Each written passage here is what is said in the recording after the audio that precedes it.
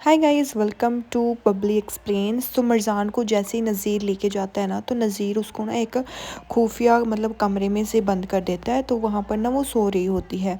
तो जैसे उसकी आंखें खुलती है ना, उसको होश आने लगता है, तो उसको ऐसे लगता है कि उसके पास आतिश बैठा है और वो ऐसे उसकी तरफ पूरी आंखें खोल कर देखने लगती है और ना वो बार बार बोलने लगती है कि आतिश आतिश।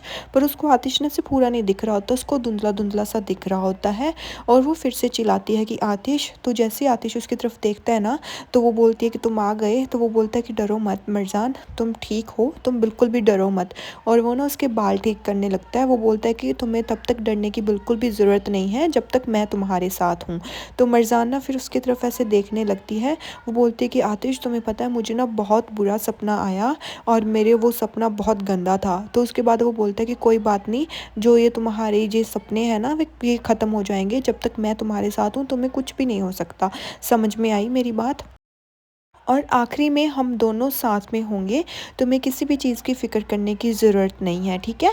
और इतना कहते ना मरजान खुश हो जाती है, पर वो देखती है कि उसके हाथ ना बंधे होते हैं और वो उसके पीछे होते हैं। और वो ना ऐसे कंटिन्यू तैयार ऐसे कर रही होती है, ट्राई कर रही होती है कि वो उसके हाथ खुल जाए।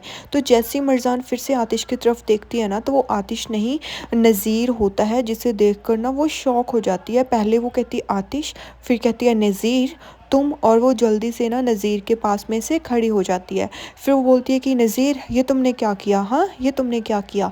और वो ना अपने हाथ खोलने की फुल ट्राई कर रही होती है, पर नज़ीर ने ना उसके हाथ ऐसे बहुत कसकर बांध रखे होते हैं। फिर वो बोलती है कि नज़ीर मुझे खोलो। वो बोलता है कि नहीं मरजान, ये मैं नहीं कर सकता, मैं तुम्हें नहीं खोल सकता, I am so sorry for that.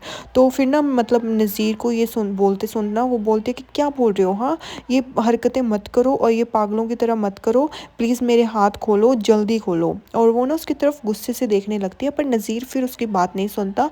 नज़ीर नीचे देखता रहता है और उसकी तरफ फिर देखता है। और नज़ीर को भी ना ऐसे गुस्सा सा आ रहा होता है, क्योंकि वो बार बार आतिश आतिश कर रही होती है। फिर ना मरजान इधर उधर देखने लगती है। तो वो बोलती है कि तुमने मुझे यहाँ पर रखा ही क्यों है? हाँ, तो अगर तुम्हें मेरे हाथ नहीं खोलने हैं तो मैं खुद यहाँ से चली जाऊँगी। तो ना मरजान फिर वहाँ से खड़ी होती है और ना वो खुद वहाँ से जाने लगती है। पर ना तभी नज़ीर उसको पकड़ लेता है और बोलता है कि मरजान रुक जाओ, तुम कहीं नहीं जा सकती। तो वो उसकी तरफ ऐसे देखने लगती है और उसकी तरफ ना ऐसे देखकर वो शॉक हो जाती है। तो नज़ीर उसे कहता है कि अब से हम दोनों हमेशा के लिए साथ में हैं और ये बेटर होगा तुम्हारे लिए कि अगर तुम भी इस चीज़ से यूज़ टू हो जाओ। फिर उसके बाद ना वो बोलती है कि नहीं, तुम किसी को भी ऐसे ज़बरदस्ती अपने पास नहीं रख सकते। तो ना मरजान ना जाने लगती है। तो नज़ीर उसका हाथ पकड़ के ना उसको फिर से बेड के पास ले आता है और उसको ना जल्दी से ऐसे बेड पर पटक देता है और वो बेड पर ही गिर जाती है। तो फिर जैसे वो बैठती है ना, तो वो बोलता है कि यहीं पर बैठी रहो मरजान, ये ना हो कि मुझे तुम्हारे पैर भी बांधने पड़ें, सो प्लीज़ मेरी बात मान लो और यहीं पर बैठी रहो। तो मरजान ना फिर उसके मुंह की तरफ ऐसे देखने लगती है और चुप रहती है। फिर ना नज़ीर उसे कहता है कि मैं तुम्हें ना धीरे धीरे सब सिखा दूंगा मरजान, कि तुम्हें मुझे कैसे प्यार करना है और सब कुछ मैं सब तुम्हें सिखा दूंगा। और जब तुम मुझे प्यार करना सीख जाओगी ना, फिर तुम्हें मुझे छोड़कर जाने की बिल्कुल भी ज़रूरत नहीं होगी। तो मरजान ना इससे बहुत ज़्यादा ऐसे डर सी जाती है। फिर ना नज़ीर उसे बोलता है कि अब मेरे से ना धक्का करने की तुम्हें बिल्कुल भी ज़रूरत नहीं है मरजान, मैंने ना तुम्हारे लिए अपना सब कुछ सेक्रीफाइस कर दिया, जस्ट तुम्हारे लिए और अपने लिए। इतना सुनती ना मरजान उसकी तरफ देखने लगती है और वो बोलती है कि क्या हो गया नज़ीर तुम्हें? हाँ, तुम इस तरीके से कैसे रिएक्ट कर सकते हो? तुम पागल हो गए हो क्या? हमारा प्यार या किसी का भी प्यार हम उस पर थोप नहीं सकते हैं, और इस तरीके से तो बिल्कुल भी हम किसी को प्यार नहीं कर सकते हैं। तुम्हें हो क्या गया है? तुम समझ क्या रहे हो? वो बोलते हैं कि मैं बिल्कुल ठीक हूँ, मैं बिल्कुल हेल्दी हूँ, तुम ऐसे नहीं बोल सकती कुछ भी।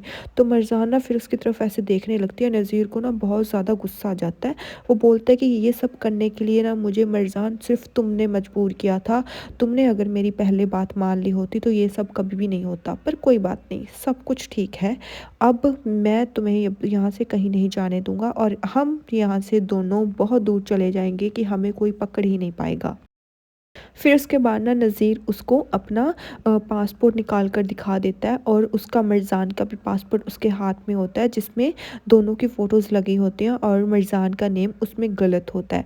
तो वो उसको ना दिखाता है कि ये देखो हमारे पासपोर्ट्स भी रेडी हैं और जिसे देखकर ना मिर्ज़ान ऐसे बिल्कुल शॉक हो जाती है। फिर ना मतलब जो नज़ीर है ना वो उसकी तरफ देखता है और उसे बोलता है कि अब हम यहाँ से कल निकल जाएंगे और उसके बाद तुम्हें और मुझे कोई भी डिस्टर्ब नहीं करेगा मिर्ज़ान। तो बोलते कि नज़ीर प्लीज़ अपने आप से ये मजाक करना ना बंद कर दो, तुम्हें पता है कि ये सब कभी नहीं हो सकता। सो ऐसे मत बोलो और ये जो तुमने किया है तुम्हें क्या लगता है कि इससे तुम सही हो जाओगे? ये गलत चीज़ें मत करो, इनका कोई मतलब है ही नहीं। जब तक मैं तुम्हें प्यार नहीं करती तुम्हारा मेरे साथ रहने का कोई मतलब नहीं होगा और मैं तुम्हें कभी भी प्यार नहीं कर सकती। मैंने अपना दिल ऑलरेडी किसी को दे रखा है और वो तुम्हें भी पता है कौन है, वो है आतिश करहान और आतिश करहान के बिना मैं किसी को भी प्यार नहीं करूँगी और ये चीज़ कभी भी चेंज नहीं हो सकती, ना फिर आज हो सकती है ना फिर कल हो सकती है।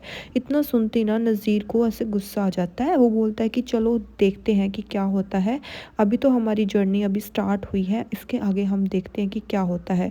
और तुम इस चीज़ की बिल्कुल भी फ़िक्र मत करो मिर्ज़ान, मैं तुम्हें प्यार करना सिखा दूँगा, आज नहीं तो कल तुम्हें प्यार करना आ जाएगा, वो भी मुझसे। इतना सुनते ना मिर्ज़ान उसके मुँह की तरफ ऐसे शॉकिंगली देखती है। वो बोलता है कि और तुम्हें पता चल जाएगा कि मैं तुमसे कितना प्यार करता हूँ, आज नहीं तो कल। आज मैं तुम्हें बुरा लग रहा हूँ पर कल मैं तुम्हें बहुत अच्छा लगूंगा। फिर ना वो धीरे धीरे मिर्ज़ान की तरफ आता है तो मिर्ज़ान ना जाकर वहीं पर बेड पर बैठ जाती है और वो हाथ खोलने की फिर से कोशिश करने लगती है पर उसके हाथ खुलते ही नहीं है। फिर उसके बाद ना नेक्स्ट सीन शिफ्ट होता है, जमाल आ जाता है आतिश के पास और ना आतिश उसको एक्सप्लेन कर रहा होता है कि वो मेरी आंखों के सामने ही मिर्ज़ान को ले गया और ये कैसे हो सकता है और उसने मतलब कब से ये चीज़ प्लान कर रखी थी, मुझे बिल्कुल भी नहीं पता था जमाल, ये कैसे हो सकता है कि वो मेरी आंखों के सामने से उसे लेकर चला जाए, ये चीज़ मैं कभी भी नहीं बर्दाश्त कर सकता। वो बोलते कि मुझे पता है भाई कि ये सब बर्दाश्त करना बहुत मुश्किल है पर कोई बात नहीं, मुझे सब पता है, तुम फ़िक्र मत करो। वो बोलता है कि ये चीज़ मैं नहीं सहन कर पा रहा हूँ। तो जमाल ना गुस्से से उसे बोलता है कि ये सब ना अब तुम्हें सहन करना पड़ेगा ताकि तुम मर्जान को आसानी से और सेफली उसे ढूंढ सको। तो तुम्हें ये सब अब नहीं करना है, तुम्हें जस्ट उस अपने आप को हिम्मत देनी है। तो वो ना ऐसे परेशान हो रहा होता आतिश कि अभी मर्जान क्या कर रही होगी, प्लीज़ भगवान मुझे हिम्मत दो कि मैं मर्जान को ढूंढ सकूँ। तो ना वो जमाल के पास आता तो वो जमाल को पूछता कि वो उसको हर्ट तो नहीं करेगा ना, वो कुछ भी गलत नहीं करेगा ना, मर्जान के साथ कुछ नहीं करेगा ना। तो जमाल बोलता है कि नहीं आतिश, इस तरीके से बात मत करो, भगवान के लिए इस तरीके से बात मत करो, वो ऐसा कुछ नहीं करेगा, वो उसका बाल तक टच नहीं कर सकता, तुम इस चीज़ की बिल्कुल भी फ़िक्र मत करो। तो आतिश को ना इससे गुस्सा आ जाता है, वो बोलता है कि मैं उसके टुकड़े कर दूंगा, अगर उसने मर्जान को हाथ लगाने की कोशिश भी की तो मैं उसके हाथ तोड़ दूंगा। और इतना ऐसे ना वो उसे बहुत ज़्यादा गुस्सा आ रहा होता है और वो इधर उधर फिर रहा होता है फुल तेज़ी से। और ना फिर मतलब कम जमाल फिर उसको रोकने की कोशिश करता है कि आतिश प्लीज़ प्लीज़ थोड़ा काम हो जाओ, देखो तुम्हें ना अभी ये चीज़ें ना अब बर्दाश्त करने की ज़रूरत है, प्लीज़ इन चीज़ों से बाहर निकलो।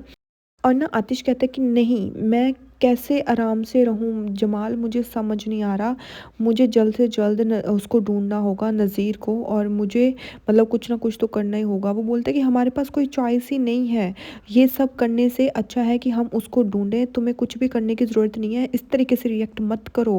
वो बोलता है कि मैं मुझे उसको ऐसे छोड़ना ही नहीं चाहिए था अकेले को, मैं उसको इवन दो एक सेकंड के लिए अकेला छोड़कर ही क्यों गया, मुझे बहुत ज़्यादा गुस्सा आ रहा है जमाल, मेरे को समझ नहीं आ रहा कि मैं क्या करूं। और वो जाकर ना कार के टायर पर फिर से मारता है। वो बोलता है कि ये सब ना मेरी वजह से हुआ है जमाल, सब मेरी वजह से हुआ है। तो जमाल उसे बोलता है कि कुछ भी तुम्हारी वजह से नहीं हुआ है और अपने आप को ना ब्लेम करना बंद कर दो, इसमें तुम्हारी कोई भी गलती नहीं है। तो वो ना उसको फिर से जमाल को बहुत ज़्यादा गुस्सा आ रहा होता है। फिर वो बोलता है कि देखो ये चीज़ें ना तुम्हारी वजह से नहीं हुई हैं, इस चीज़ को तुम जल्दी से जल्दी समझ लो ताकि हम मर्जान को ना ढूंढ सकें। और फिर ना आतिश से जमाल पर गुस्सा करने लगता है, भाई जमाल की क्या गलती है, वो तो तेरी हेल्प कर रहे हैं ना। और यहीं पर ये पार्ट ख़त्म हो जाता है।